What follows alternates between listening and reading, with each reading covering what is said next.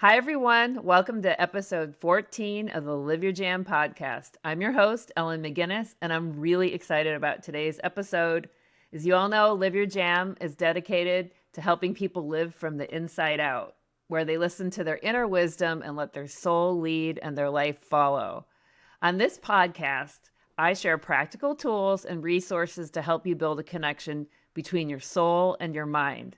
And we all want our soul to lead our lives because the mind plays a strong role, but it plays the best role when it plays a supporting role. I also, on this podcast, share inspirational stories about people who are living their jam. And my guest today is so inspirational. She's also a dear friend who's been living her jam. She's somebody that I like to call an illuminator. She illuminates other stories and shines light on people and issues in the world. My guest today is none other than Molly Fay. Welcome, Molly. Hey, good morning. I'm so used to saying good morning on our show. I'm so sorry. It's great to see you, Ellen. It's not morning. This is our afternoon blend. Molly, I'm going to brag on you right now and tell our listeners about how awesome you are and a little bit about your career and why you are an illuminator. So Molly is an Emmy Award winning journalist with almost 35 years in news and the entertainment business. She has a morning talk show called The Morning Blend on today's TMJ4 in Milwaukee. And for the past 19 years, she's been the co-host of that lifestyle show. It airs on Monday and Friday from 9 to 10 a.m. Central Time on NBC's affiliate WTMJ TV. And before that, Molly worked as an investigative reporter and television news anchor in Texas, Pennsylvania, and also, obviously, Milwaukee. And she's a working mom with 3 children, and she has things that she's very passionate about. That's one of the things I love about Molly is she's passionate about her work and how she illuminates other stories. She's passionate about being a working parent and all the stress that parents face today in today's world, raising children.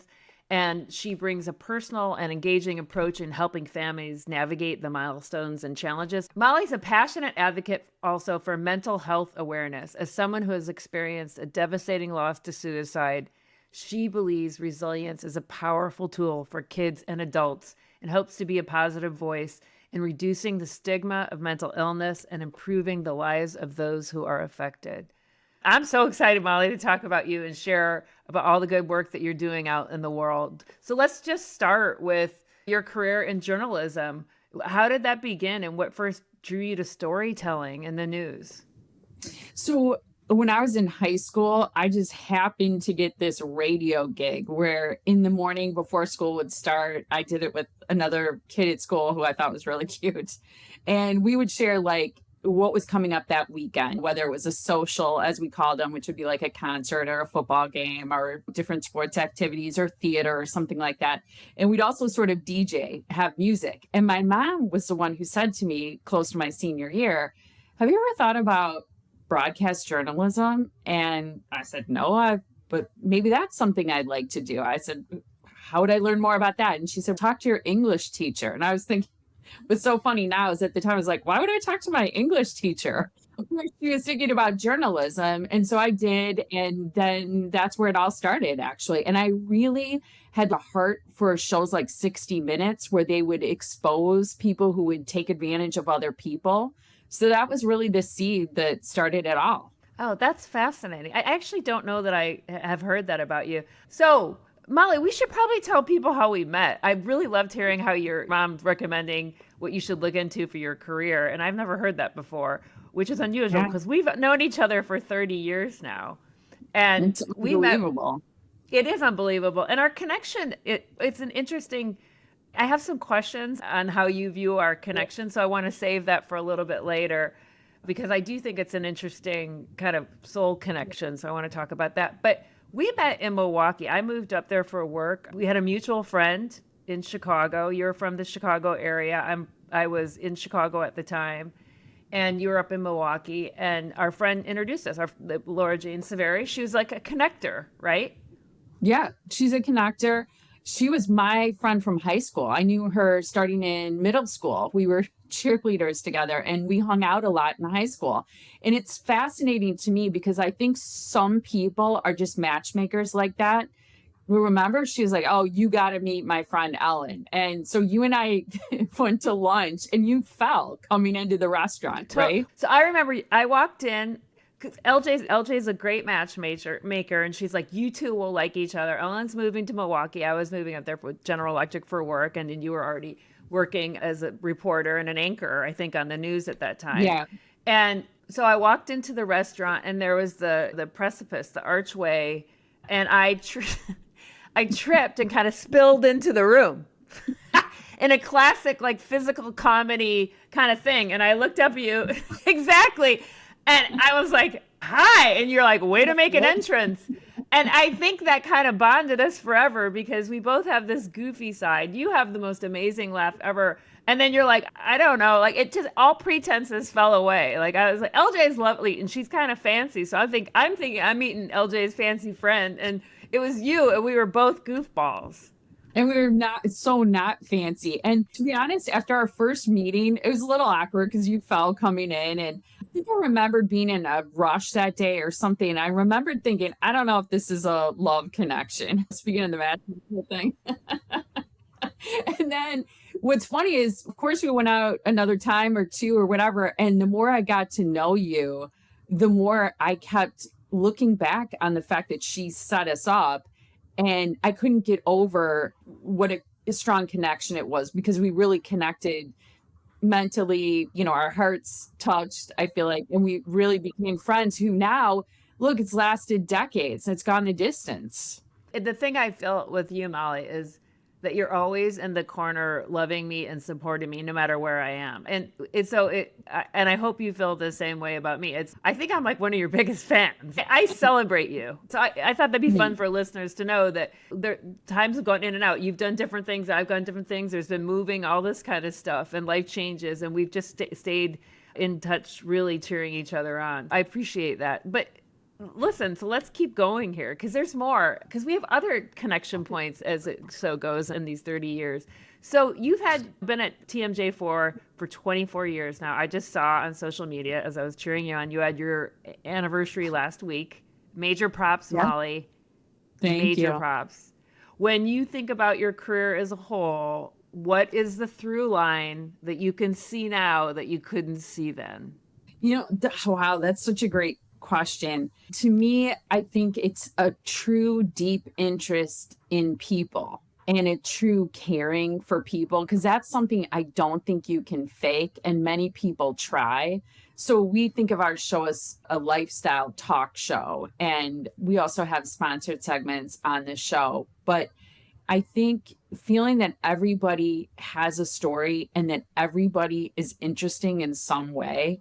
I mean, I can go in a taxi cab in New York and be very fascinated with the driver and his or her story and how they got to be an Uber driver, a taxi driver, and why they chose to live where they do. And so I guess the common thread from reporting and anchoring and a little stint in sales and now is that I have a deep interest in people and a genuine caring that I feel people pick up on. And if there's any key to my success, it's that. And one of my favorite qualities about a person is if I think they're genuine and sincere. And I think if people pick that up from me through the television set, then to me, that's success.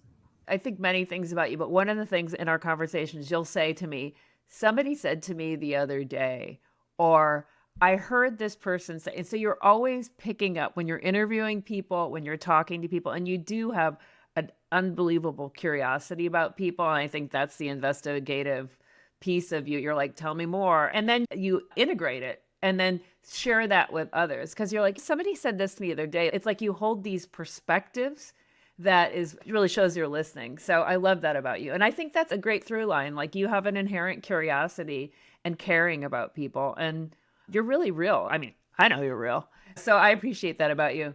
So let's switch gears just slightly because I want to talk about motherhood and your career.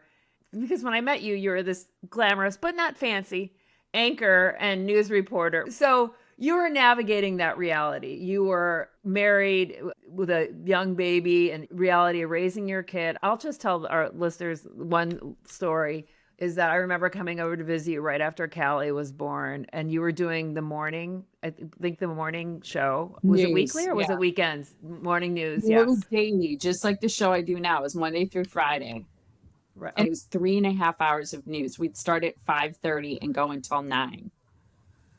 And you had this chair in the crib, and you're sitting there, and you're like, I get up at 2, and then I breastfeed her, and then I hand off, and then I go to work at 4, and then you went to work, and then you're like, and then I do more mom stuff, and I feed some more, and then I pump, and then I go to bed at 7 or 8. I can't remember. And I remember I was single and didn't have any kids at the time, and I thought I had entered an alternate universe. Well, so I would pump during commercial breaks, which, if anybody's familiar, now we did have one extended break that I'd always pump at. We had to have a janitor at the station set up sort of like a mom's lounge. Now they have them everywhere, I feel like, but we didn't have that. And it didn't have a Yeah. lock on the door. But I would go to this bathroom down in the basement of the station and pump breast milk and then get it to a fridge to store it and then go back to doing the news.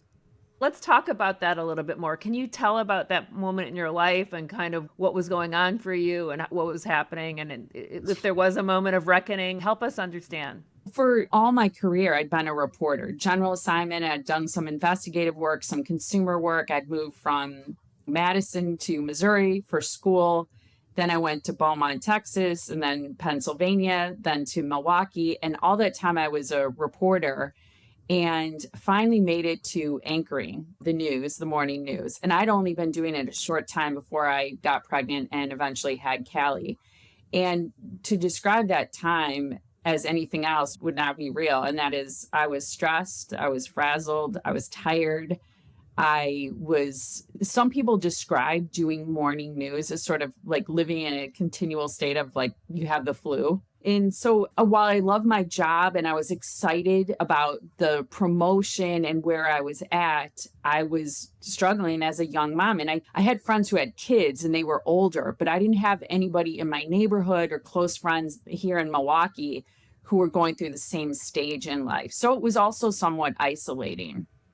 So you had to listen to an inner signal or an alarm bell, at that time. So what happened then? What did you do?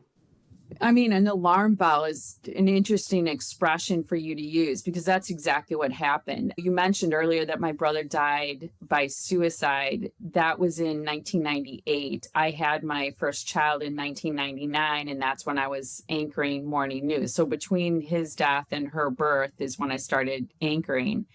And while I was doing the morning news one day, I kind of was probably running back from breastfeeding, but I ran to the set and I was out of breath and I had a panic attack on the air.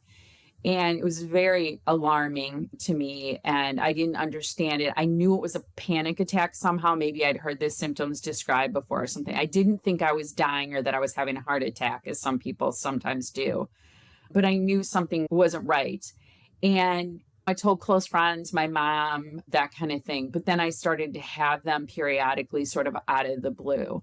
And to me, it was a signal that I was just on overload. I wasn't managing probably the grief that I felt being a new mom. There was some coworker pressures and stresses, and I tried reaching out to someone in management who wasn't super supportive, if I'm being honest. I was struggling. My light was going out. They talk about dimmers. My light was dimming for sure.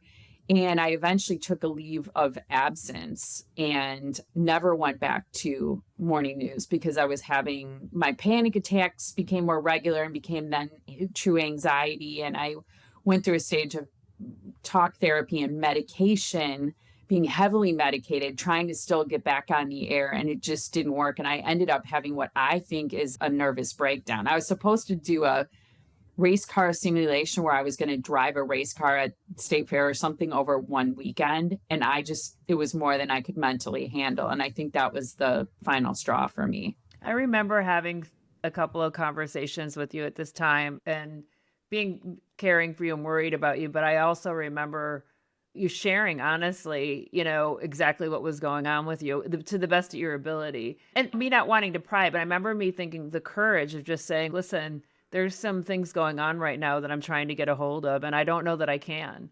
And I thought to myself, oh my gosh. And I think that's something I've always admired about you. When something comes up, you tackle it and you're honest and open about it. You're brave. And I appreciate that. I mean, that must have been hard, Miles. I mean, we know it was. I mean, the story ends out well, but one of those life moments where you're like, okay, this is a difficult time.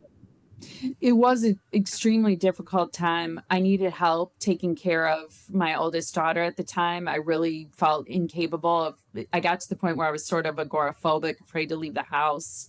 I wasn't driving. I felt really low energy, almost like a depression, where my aunt and my mom would sort of take turns coming and visiting for long stretches and helping me take care of my daughter. And along with sort of losing my career is how I saw it. We also financially, with me not working, we ended up selling our house, which I loved. You were at my first house when I first Yeah. got married, Hmm. and it was that serious. Yeah. And it felt like defeat. It felt a lack of success. It felt like disappointment. It felt like my light went out. And it wasn't the last time that panic and anxiety would visit me, as I used to say. I had quite a long episode. I started to get better, but I still was taking medication off and on. I was taking short acting things to sort of calm down. And then I was taking like an antidepressant to manage more generalized anxiety. And eventually I went back to work part time in sales. I was very frustrated because when I went to try to go back to my previous job and get back into news, they were very inflexible about my schedule. They wanted me to be doing that show. The broadcasting industry, it still is very tough for women. Like, Yeah, and for there's many a people. lack of understanding about mental health and a lot of Yes, yes, misunderstanding, which added to the hurt and the pain right, and the right. feelings of, shame probably and guilt about not being able, feeling I wasn't able to do it. So when I started working part-time in sales at another station where I am now, TMJ4, I felt relieved and excited, and sort of like some of the pressure was off because I was providing again for my family.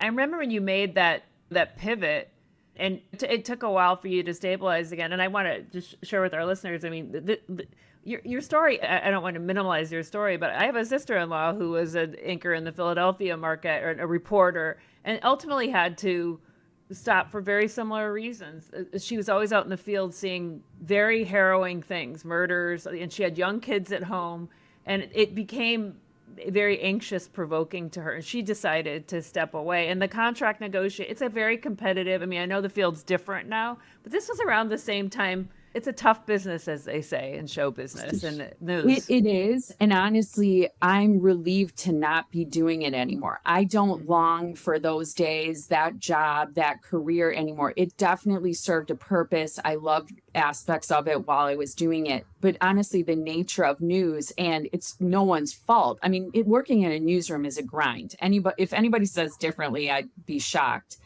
But Right. it is the types of stories. And I remember once interviewing, there was a child who drowned, and there were divers, and they found the child's body while I was on the scene. And there was a lot of pressure to get the closest relative to that child that you could interview.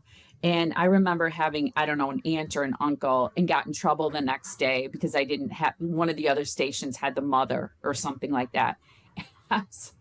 I'm out. And Yeah. remembering stories like that and the nature of the things we would cover. And I give people a lot of credit who are still doing it and who have a passion for it and all of those things. I'm not taking anything away from them, but No, you're as a sharing what mom we're. now, Yeah, my sister-in-law is the same, and I think we're giving voice to what your experience was, and that you were able to say, like the alarm bell. I need to make a pivot here, and so you took time yeah, back, time off. It's also really important on the mental health issues too, because many friends who suffered from mental health issues, postpartum, and compounded pieces, and it's really important that we talk about that. But the other piece is then you did a pivot. You went back into and close into that area, into TV sales, and had to pivot, provided for your family. You're getting your back out there again. So When you look back on it now, Miles, what about that chapter did it teach you ultimately that helped guided you back to the studio? Because you're back in the studio now. Yeah, so I was doing that sales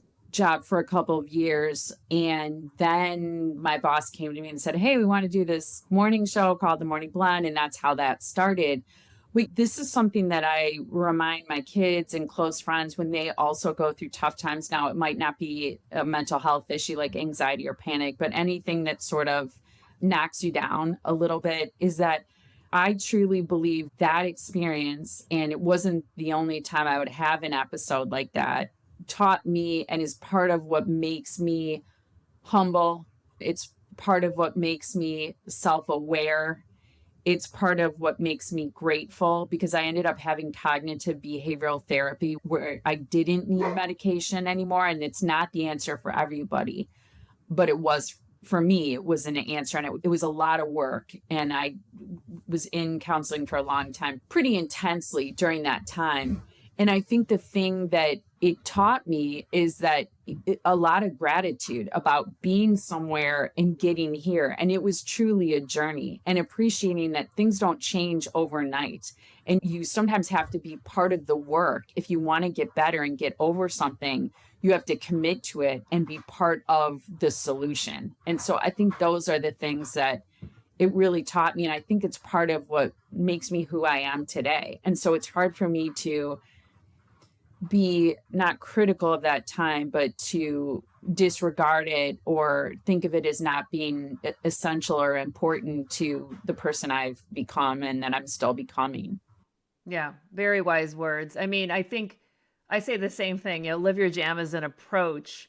And there are things that I think that we can do to get to listen to our soul, to actually be in touch with our highest self, and not look at what's happened in the past as with a shame perspective. Or I wouldn't. I'm always like, this is slightly different because you went through a really, it's like the lesson is the blessing. And the other piece is, what would I have learned? It informs who you are. And it also creates that humility and also that gratitude. So I think it's really important what you're saying. And we cannot get out of the work. I don't mean to scare people ever on that, but I don't know. I mean, it's important to keep going and showing up. And I do think that that creates that inner strength and resilience in those hard times. Yeah, in the beginning, I thought, oh, this medication's the answer. But that's sort of going around for me, it was sort of going around the problem. And I was getting up at 2 or 3 a.m.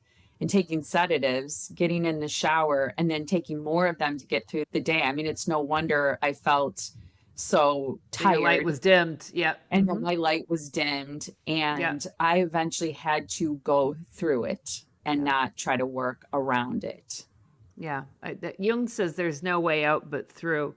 And it's true. So I always admired your humility and your honesty and the work that you put in. So let's move to another. So that was important in your life. And I think you still impart that to your kids. And we're going to talk a little bit more about that. But we also shared another connection. You mentioned that you lost your brother, Mike, just when he was 32 years old to suicide. And I remember that LJ and I went, and I just remember my heart going completely out to you, because I too lost my brother when he was 33 years old. And anybody who's gone through that experience, my brother died from non-Hodgkin's lymphoma, but it is incredibly difficult. And then you had the compounded stigma of suicide and dealing with all the pain related to that. And you've been really open about that and the impact that it has had on you and your family. And I know that you have spoken out about that in the many different groups seek you out. So now you're moving towards advocacy around suicide awareness and supporting families who are grieving. What is that type of work like for you, and what do you try to impart to them? Yeah, I mean, there's so much to that. And I guess my message and sort of how I think and feel about it, of course, has changed over the years as I've grown and matured and done a lot of thinking and reading and things like that. I can't imagine what it's like for people like my brother who get to a point where they take their own lives, because I've never quite been there. But having a few serious bouts or episodes with both anxiety and panic has allowed me to understand what it's like when your brain isn't healthy or you're struggling with a mental health issue in a way that I think I could relate to him at least, which has been huge for my own personal understanding. They always talk about the stages of grief and one of them being anger. I can honestly say I was never angry at him. I felt a lot of emotions, but mostly just felt so bad for him that he was never diagnosed or treated for mental health illness. I think he was probably bipolar, for sure had something like severe depression. But I think the thing is, for someone to be so poor in spirit and to be hopeless to the point where they get to that point is just heartbreaking, of course. And it was for my whole family, especially my parents and my brother who found his body, my younger brother.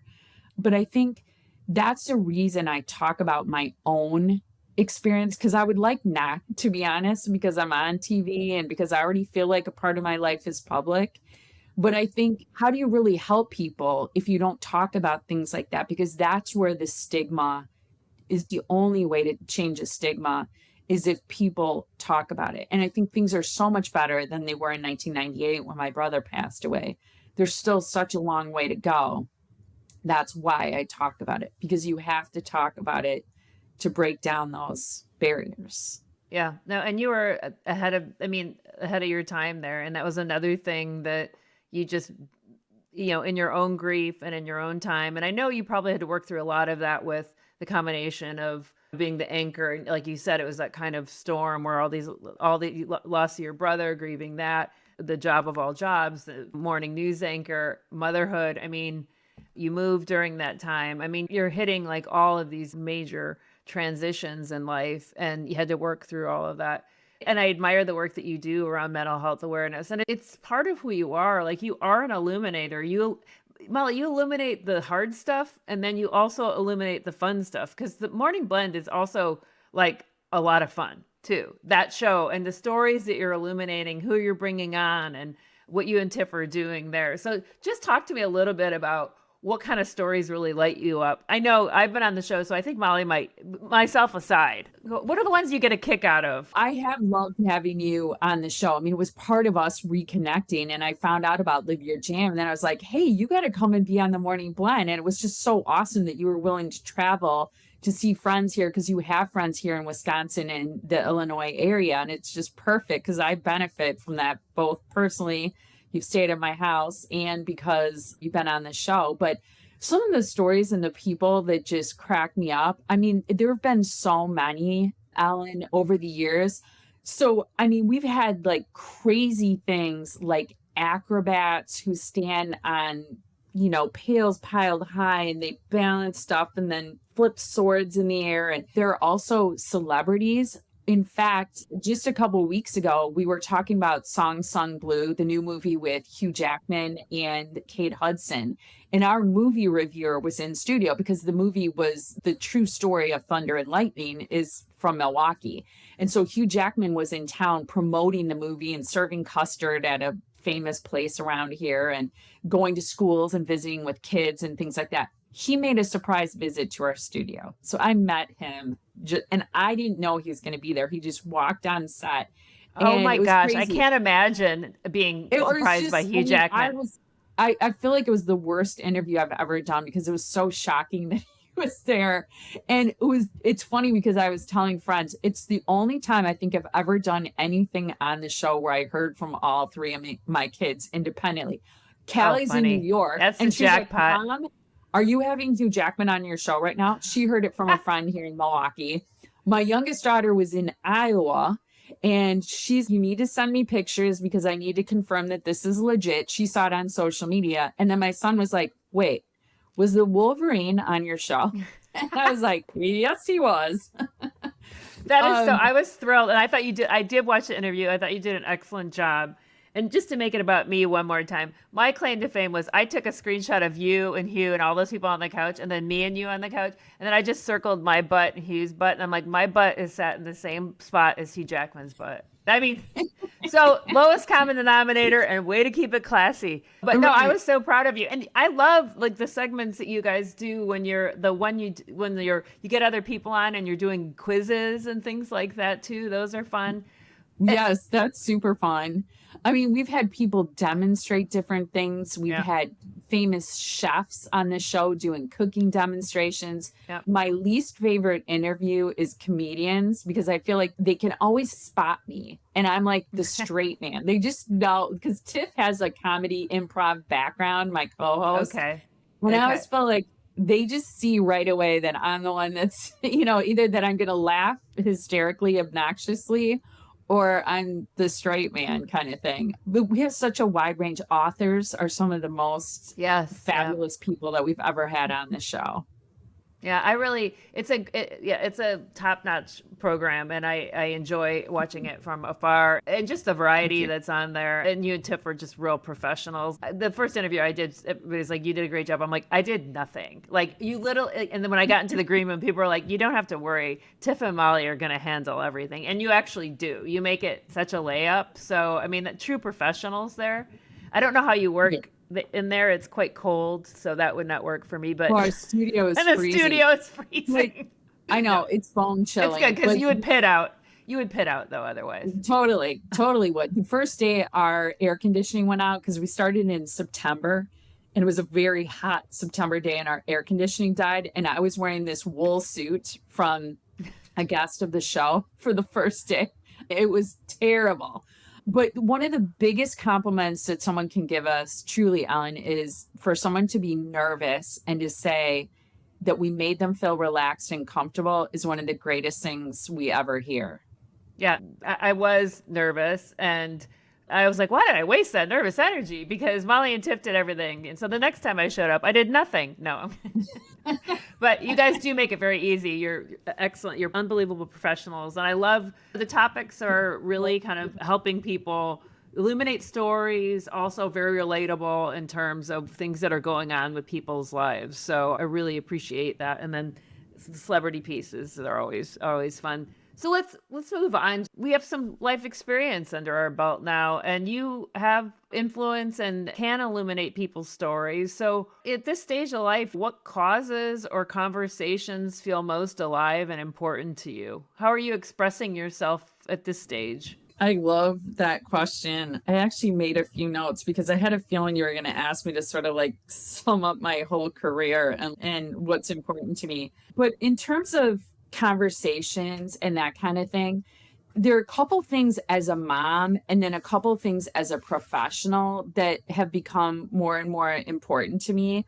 One of the things as a mom that I've thought a lot about is the difference between helping and enabling. And helping is doing something, and I'm speaking specifically about our children, helping is doing something that they can't do for themselves. Enabling, though, is doing for them what they should be doing for themselves. And the reason that I'm interested in that is because I've not always had clear boundaries there, and I still make mistakes there. I still overfunction sometimes in my children's lives, and I don't think it's honestly what's best for them. So that's something that I'm really working on as a parent. And I think it's starting young is good. To say I have some friends who always woke their kids up for school, even in high school and college, who made their lunches. Now, those weren't mistakes that I made, or if you want to call them mistakes, but there are other things I do to enable my kids. So I'm super passionate about that conversation. The other thing is there's some certain things that I think are important. And I was thinking about as it relates to children, but I would say this to friends too, especially friends who are single or divorced or thinking about being divorced, and that's dating. I feel like there's a lot more education about financial stuff. I think that was a really big missing piece in a lot of young people's lives is any kind of financial, and I'm talking about the basics. Kids don't balance their checkbooks anymore, but what is a credit card? How does it get you in trouble? What is the payment cycle like? So that kind of stuff I think is very confusing for kids. Mortgages, credit scores, why they go up, why they go down, those kinds of things. And my kids are a little older. Loans, are they sometimes beneficial? So there's all that. And I think there's better and more information about that now. But dating is something that I think parents don't talk enough about. And I don't want to sound like I'm getting on a soapbox or preaching, but I did bring this book.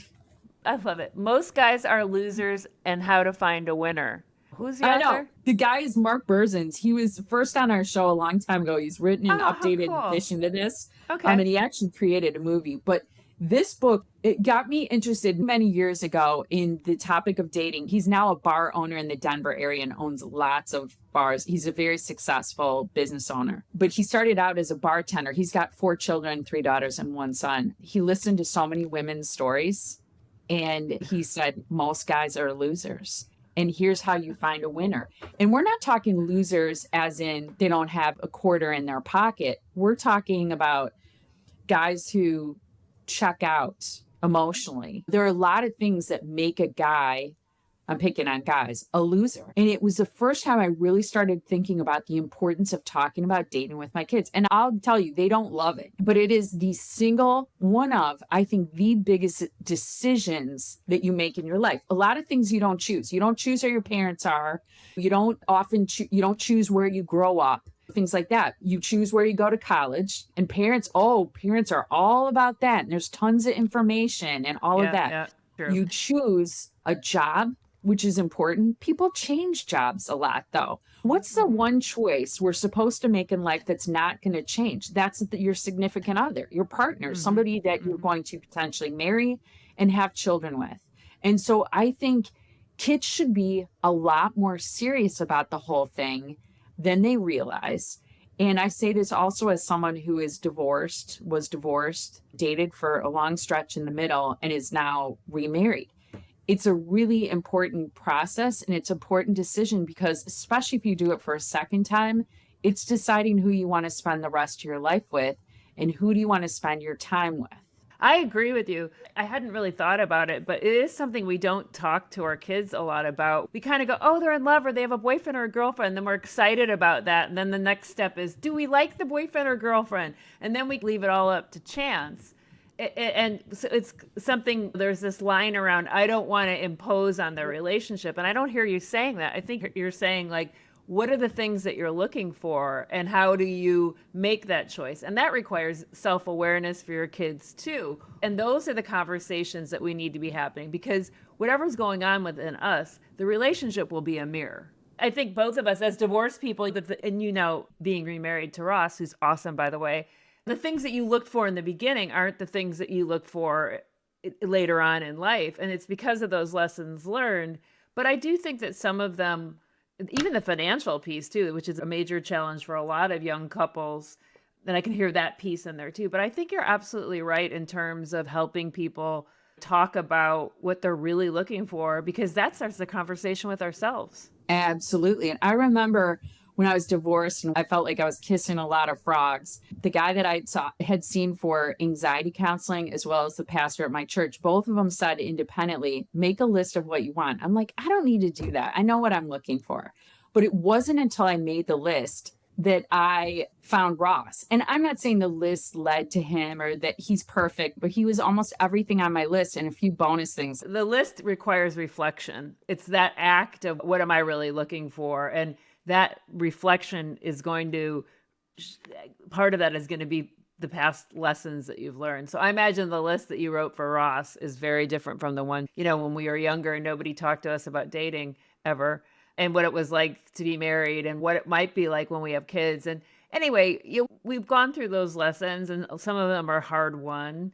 And that's okay too. But I think imparting that knowledge onto children is really, really important. And you've got young adults and we want them to thrive in all aspects. So I love that you're passionate about that as well. And I know that your kiddos are so fortunate to have you really ushering in some information that I'm sure they roll their eyes at times, but you've got great kids, Mal. We've talked about the past, and I believe that shame is low vibe. Shame keeps whatever, any of our past mistakes, divorce, all this stuff, even around mental illness and the tough times we go through life where we just weren't like hitting it out, like we weren't in society's expectations, number one. And we all know that's not realistic. We've talked about, you and I, the importance of letting go of the past, any guilt or old stories or expectations. So I'm really big on releasing what no longer serves me.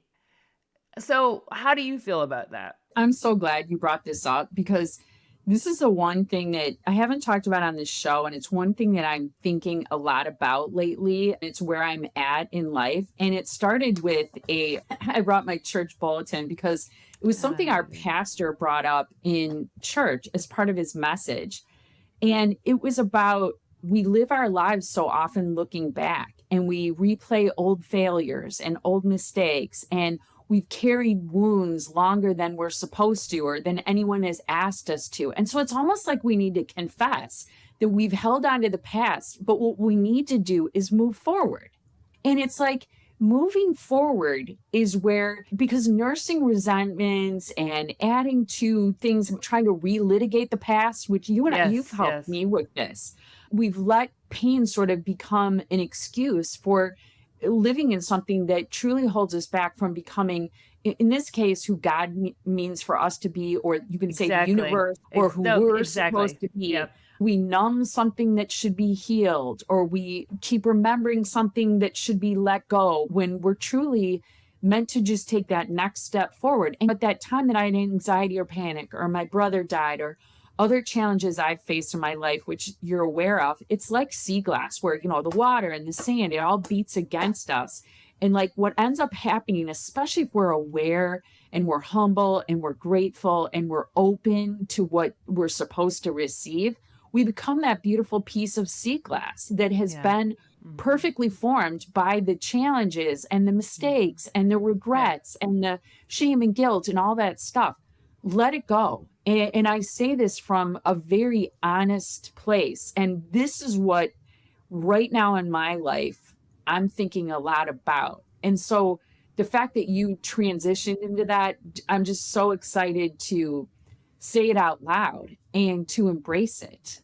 Yeah, and so thank you. That's yeah. I'm just so touched by it. It's those like I know Molly, so the fact that she pulled out her pastor's pamphlet is no surprise to me because it's still. I read this thing the other day. Or you're always curious and then integrating, and I think it's really important. And I love the sea glass metaphor there. It's beautiful, and in this approach we get to take a look at what's happened in our past and we get to through it and come out and make healthier decisions and also forgive that self that was back there. I mean, Maya Angelou says when we know better we do better, and Yep. everything whether it's a mistake or not or something that's done to us, it doesn't really matter. What matters is that we keep showing up and working through it. And I think this is a good segue because one of the questions I have in here, I wrote, our friendship is unique. It's based on a connection. And for me, it's based on a love that, I'm going to get a little emotional, feels already made. Like we didn't have to work that hard for it to begin.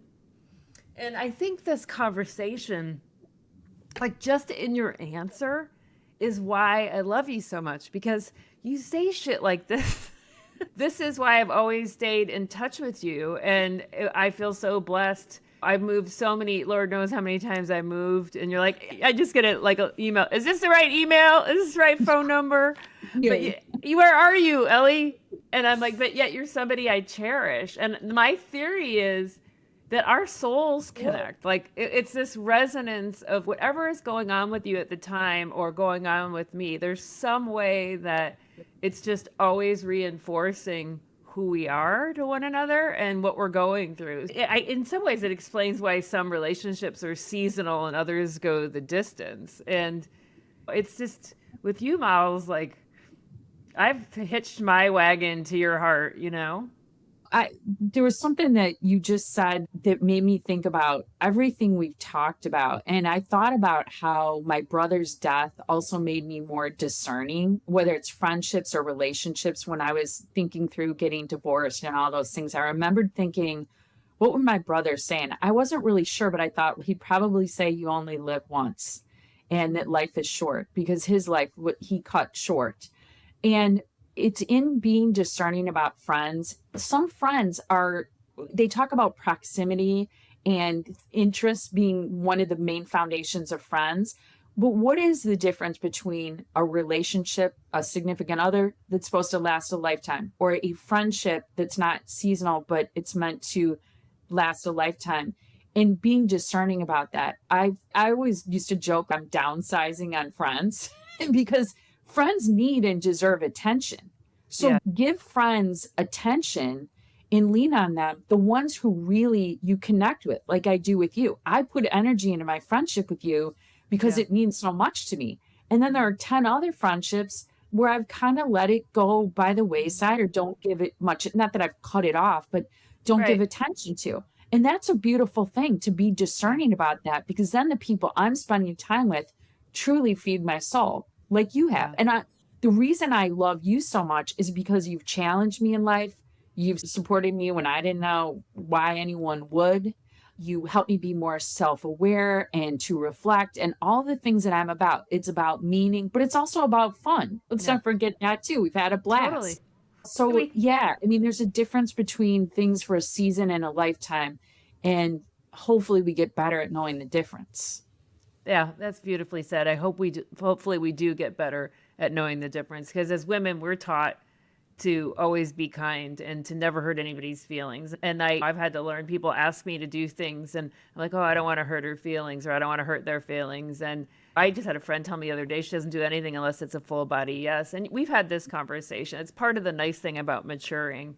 But I Yes. just talked about it on another podcast that I had around women and our over functioning. And the scientific studies are out there. Our prefrontal cortex does mature faster than boys and men in the early 20s.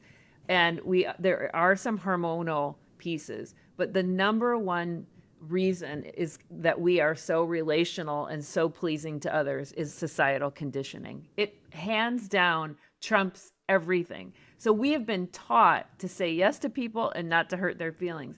And along the way, you can kiss a lot of frogs for longer than you're supposed to, and have some friendships that don't really feed you, all because you're doing the work of not hurting that other person's feelings. The thing is, like, we're not hurting each other's feelings. We're just being us. That's So right.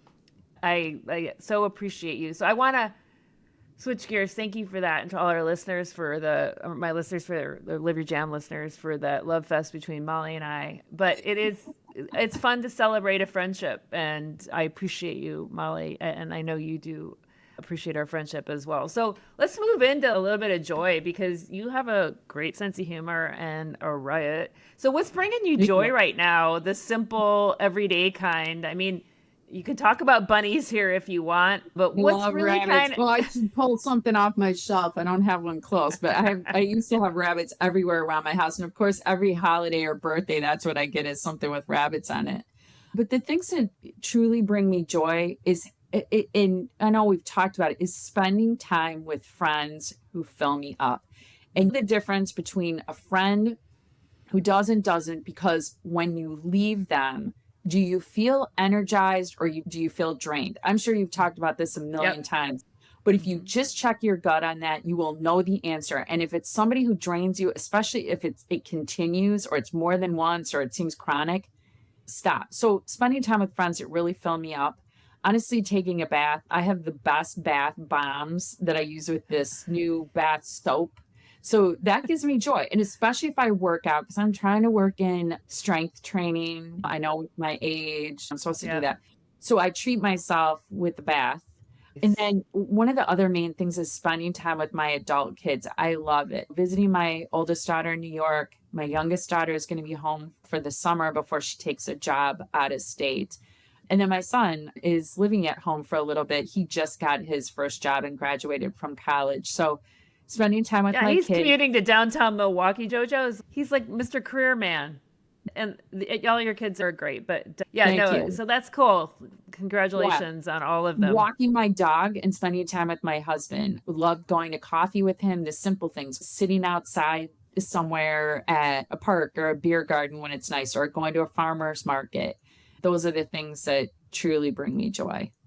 Yeah, I love that. Yeah, I can relate. I think the simple things and it become much more meaningful to me. Like I find myself these days just I'm so grateful for my car. I don't even care about cars, but I'm like, I'm so grateful I have a roof over my head. I mean, I've kind of always been that way, but as I'm older, it just feels so much more real. Yeah. Like I mean it. Like I am grateful for things that I have, the simple things too. So I'm going to end with one final question. I want, if you could leave our, based on everything we talked about today, Miles, if you could leave our listeners with one thought about something you've learned along the way, it could be something you already said and you might want to emphasize it.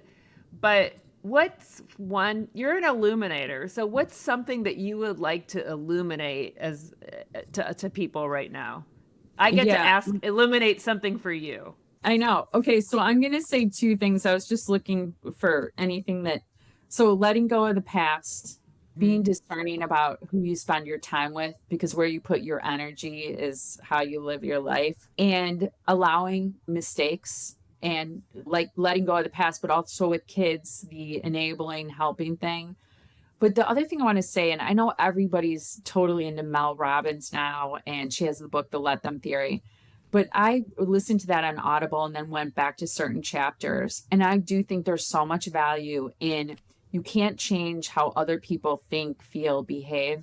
You have to just let them. And then it's about let me, that idea of then what am I going to do with my life? What do I truly have agency over? Because those are the things where my focus should be. And it's allowing other people's negativity and decisions that might seem poor to me, let them bounce off of me. And then how can I lead with love and compassion and joy? Oh, beautiful. I love that. I agree, and really beautiful. So thank you, Molly. Yeah, of course. I love this. It's nice to be on your show after having you on our show a couple of times. I know. I'm so I proud really of you and the decisions, the choices that you've made, and you becoming you. Because my oldest daughter always says, whatever the universe has meant for me can't pass me by. Yeah, that saying too. Yeah. Yeah. And so it's like, I feel like you are truly becoming, I mean, you're everything that I met 30 years ago or whenever that was. You're everything about that now. But who you're becoming in this more mature self is just such a beautiful thing. And I think of you as being an illuminator too. Oh, thank you, Molly. I love you, and thank you for saying it. And that lovely compliment. I'll receive it. Yeah, it's an interesting time in my life, and I'm just going for it. I love this stuff. Good for Like you. you love your work, and I love this. And there's no going beyond. Like I say now, my soul is leading, and I'm just kind of tagging along. And I I love try to that. keep my. The mature me understands about expectations. That's something around dating, right? And that we have to teach. But the mature me recognizes I can put things out there and then I need to wait. There's nothing I need to force. So I'm just doing what I am enjoying and seeing. There's some strategy, of course, but it's a lot more doing what I love and taking it from there. Good for you. I Thank you. taught you Thank you. so well. You do. I just want to take all the credit. Okay, I do want to tell people this, that Molly and I, when I was on her show, I was like, I have to fix my hair, don't I? She's like, you must.